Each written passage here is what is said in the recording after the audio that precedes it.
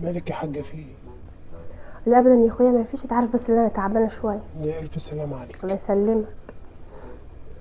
ايه رايك في اكل النهارده يا حاج؟ ايه رايك بقى؟ كنت مظبطاك النهارده. تسلم ايدك يا حاج. عجبك الاكل؟ جدا. الحمد لله. ايه رايك في الكنافه اللي انا عملتها لك؟ حلوه. حلوه. الحمد لله يا اخويا، الف هن الف هن.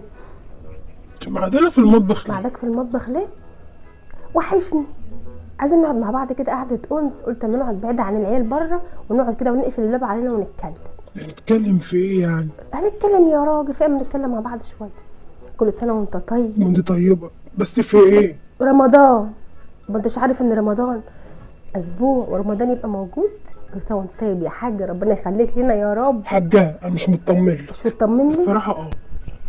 طب اجيبها له ازاي دي؟ بص بقى يا حاج،